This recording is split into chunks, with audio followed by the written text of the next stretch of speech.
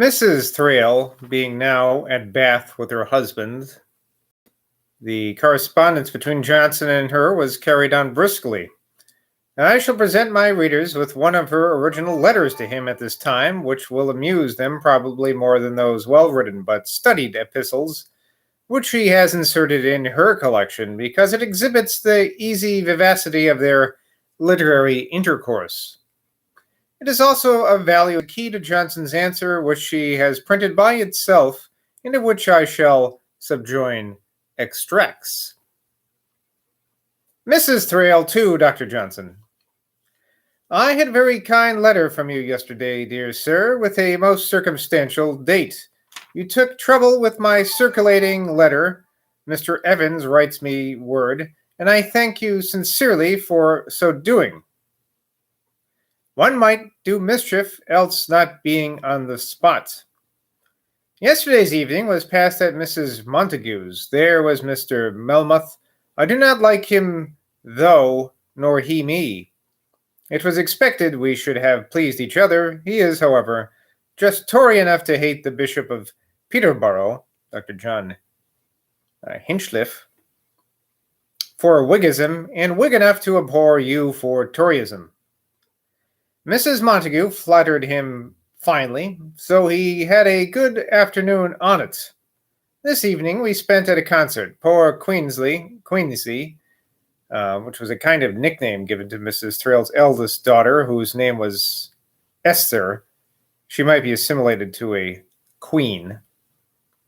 Poor Queenie's sore eyes have just released her. She had a long confinement and could neither read nor write, so my master, being Mr. Thrale, treated her very good-naturedly with the visit of a young woman in this town, a tailor's daughter, Jenny Guest, who professes music and teaches so as to give 6 lessons a day to ladies at 5 and 3 a lesson.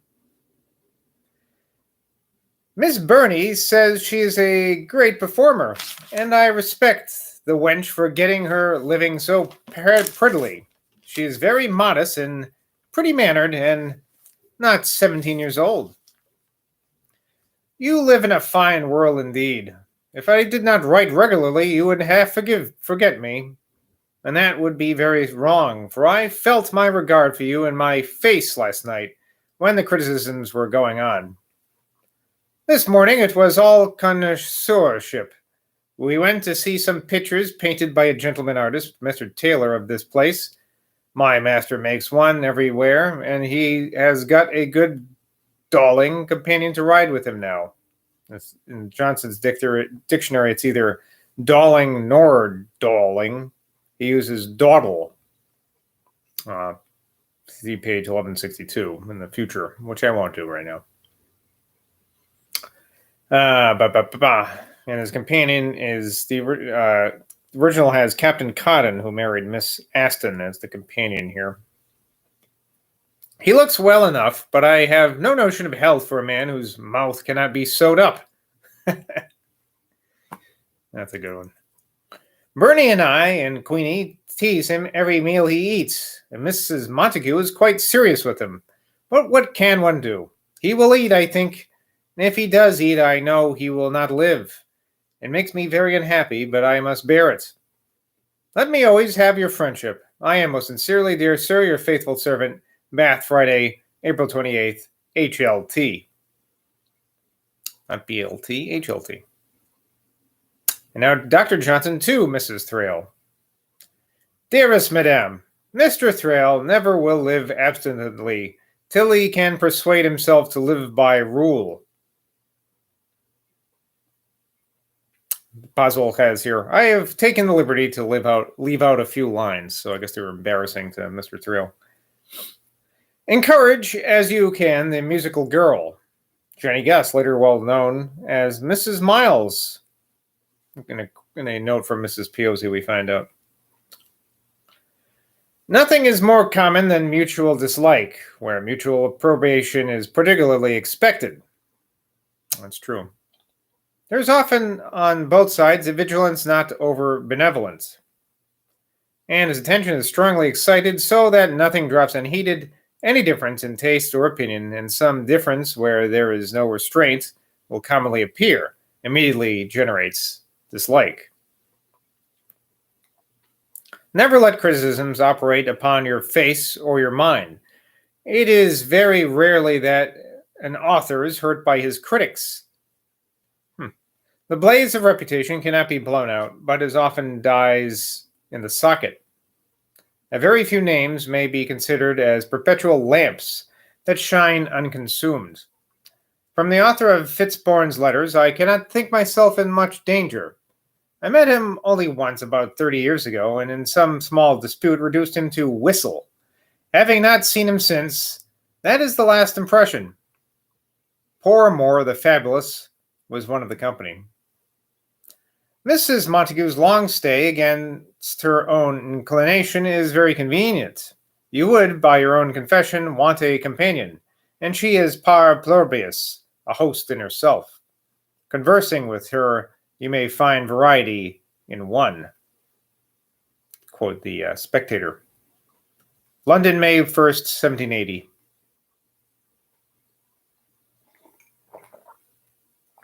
On the 2nd of May, I wrote to Johnson and requested that we might have another meeting somewhere in the north of England, in the autumn of this year. From Mr. Langton, I received soon after this time a letter, of which I extract a passage, relative both to Mr. Beauclerk and Dr. Johnson. Quoting here. The melancholy information you have received concerning Mr. Beauclerk's death is true. Had his talents been directed in any sufficient degree as they ought, I have always been strongly of opinion that they were calculated to make an illustrious figure. And that opinion, as it had been in part formed upon Dr. Johnson's judgment, receives more and more confirmation by hearing what, since his death, Dr. Johnson has said concerning them. A few evenings ago, he was at Mr. Vesey's, where Lord Althorp, who was one of a numerous company there, addressed Dr. Johnson on the subject of Mr. Beauclerk's death, saying, "Our club has had a great loss since we met last." Johnson replied, "A loss that perhaps the whole nation could not repair." The doctor then went on to speak of his endowments, and particularly extolled the wonderful ease with which he uttered what was highly excellent. He said that no man ever was so free when he was going to say a good thing, from a look that expressed that it was coming, or when he had said it, from a look that expressed that it had come. At Mr. Thrale's, some days before, when we were talking on the same subject, he said, referring to the same idea of his wonderful facility, that Beauclerk's talents were those which he had felt himself more disposed to envy than those of any whom he had known. On the evening I have spoken of above, at Mr. Vesey's, you would have been much gratified as it exhibit an instance of the high importance in which Dr. Johnson's character is held, I think, even beyond any I ever before was witness to. The company consisted chiefly of ladies, among whom were the Duchess Dowager of Portland, the Duchess of Beaufort, whom I suppose from her rank I must name before her mother, Mrs. Boscawen, and her older sister, Mrs. Lewson, who was likewise there. Lady Lucan, Lady Claremont, and others of note, both for their station and understandings. Among the gentlemen were Lord Althorp, whom I have before named, Lord Macartney, Sir Joshua Reynolds, Lord Lucan, Mr. Wraxall, whose book you have probably seen, The Tour of the Northern Parts of Europe, very agreeable, ingenious man, Dr. Warren, Mr. Pepys, the Master in Chancery, whom I believe you know, and Dr. Bernard, the Provost of Eton. As soon as Dr. Johnson was come in and had taken a chair, the company began to collect round him, till they became now not less than 4, if not 5 deep. Those behind standing and listening over their heads of those that were sitting near him. The conversation for some time was chiefly between Dr. Johnson and the Provost of Eton, while the others contributed occasionally their remarks. Without attempting to detail the particulars of the conversation, which perhaps if I did I should spin my account out of a tedious length, I thought, my dear sir, this general account of the respect with which our valued friend was attended to might be acceptable. Now, who was saying that again? That's Mr. Langton. Okay.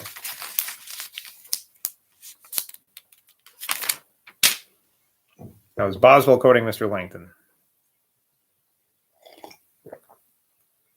And now a letter from Johnson to the Reverend Dr. Farmer. Sir, May 23rd, 1780. Sir, I know your disposition to second or forward any literary attempt, and therefore venture upon the liberty of entreating you to procure from college or university registers all the dates or other information which they can supply relating to Ambrose Phillips, Broom, and Gray, who were all of Cambridge, and of whose lives I am to give such accounts as I can gather. Be pleased to forgive this trouble form. Sir, your most humble servant, Sam Johnson. While Johnson was thus engaged in preparing a delightful literary entertainment for the world, the tranquility of the metropolis of Great Britain was unexpectedly disturbed by the most horrid series of outrage that ever disgraced a civilized country. Strong words. A relaxation of some of the severe penal provisions against our fellow subjects of the Catholic Communion had been granted by the legislator, with an opposition so inconsiderable that the genuine mildness of Christianity, united with liberal policy, seemed to have become general in this island. But a dark and malignant spirit of persecution soon showed itself in an unworthy petition for the repeal of the wise and humane statute. That petition was brought forward by a mob, with the evident purpose of intimidation, and was justly rejected. But the attempt was accompanied and following by such daring violence as is unexampled in history. Of this extraordinary tumult, Dr. Johnson has given the following concise, lively, and just account in his Letters to Mrs. Thrale, Volume 2, page 143. It's sick. I have selected passages from several letters without mentioning dates. So we're off to a good start here. It says on Friday, and then there's a footnote that says it was June 2nd. The good Protestants met in St. George's Fields at the summons of Lord George Gordon, and marching to Westminster insulted the Lords and Commons, who all bore it with great tameness. At night, the outrages began by the demolition of the Mass House by Lincoln's Inn. Now, I feel, this is a side note for me, I feel like I've read about this just recently, but I forgot why I was, in what context I was reading about it. An exact journal of a week's defiance of government I cannot give you. On Monday, Mr. Stratham, who had been insulted, spoke to Lord Mansfield, who had, I think, been insulted too, of the licentiousness of the populace, and his lordship treated it as a very slight irregularity. On Tuesday night, they pulled down Fielding's house and burned his goods in the street. They had gutted on Monday Sir George Saville's house, but the building was saved. On Tuesday evening, leaving Fielding's ruins, they went to Newgate to demand their companions who had been seized demolishing the chapel.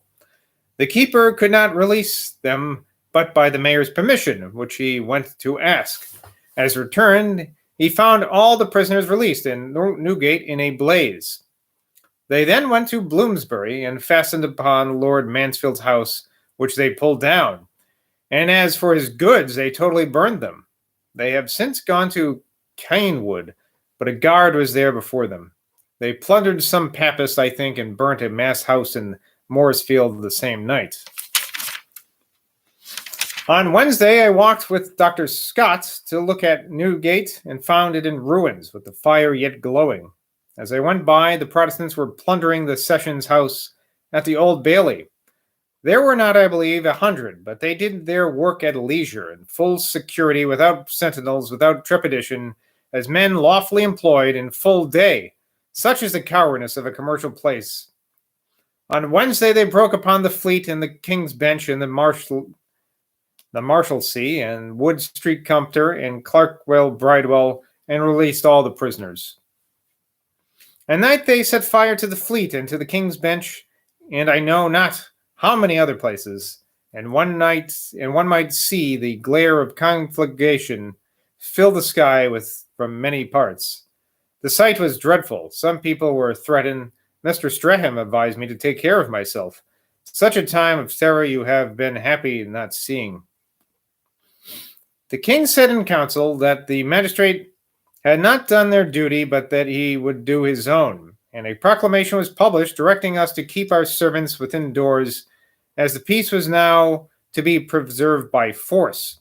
The soldiers were sent out to different parts, and the town is now, as of June 9th, at quiet. Reminds me of the storming of the Capitol. Jeez. Funny, but not funny. The soldiers are stationed so as to be everywhere within call. There's no longer anybody of rioters, and the individuals are hunted to their holes and led to prison. Lord George was last night sent to the Tower. Mr. John Wilkes was this day in my neighborhood to seize the publisher of a seditious paper. Several chapels have been destroyed, and several inoffensive papists have been plundered. But the high sport was to burn the jails. This was a good rabble trick. The debtors and the criminals were all set at liberty. But of the criminals, as has always happened, many are already retaken, and 2 pirates have surrendered themselves, and it is expected that they will be pardoned. Government now acts again with its proper force, and we are all under the protection of the king and the law. I thought that it would be agreeable to you and my master to have my testimony to the public security, and that you would sleep more quietly when I told you that you are safe. There has indeed been a universal panic, from which the king was the first that recovered. Without the concurrence of his ministers or the assistance of the civil magistrate, he put the soldiers in motion and saved the town from calamities such as a rabble's government must naturally produce.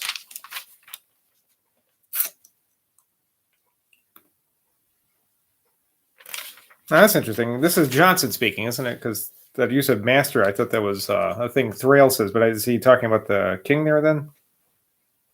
Oh, he must be talking about the king. I'm an idiot.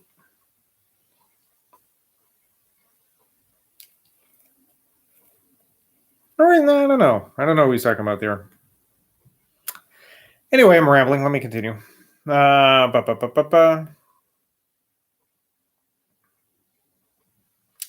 public has escaped a very heavy calamity. The rioters attempted the bank of Wednesday night, but in no great number. The bank on Wednesday night. And like other thieves with no great resolution, Jack Wilkes headed the party that drove them away. It is agreed that if they had seized the bank on Tuesday, at the height of the panic, when no resistance had been prepared, they might have carried irrevocably away whatever they had found. Jack, who was always zealous for order and decency, declares that if he be trusted with power, he will not leave a rioter alive. There is, however, now no longer any need of heroism or bloodshed. No blue ribbon is any longer worn. Blue ribbon, it says Lord George, it says here in a footnote, Lord George Gordon and his followers during these outrages wore blue ribbons in their hats. This is Boswell now again. Such was the end of this miserable sedition, from which London was delivered by the magnanimity of the sovereign himself. Whatever some may maintain, I am satisfied that there was no combination or plan, either domestic or foreign, but that the mischief spread by a gradual contagion of frenzy, augmented by quantities of fermented liquors of which the deluded populace possessed themselves in the course of their depredations. All right, that's it for today. Pretty exciting stuff.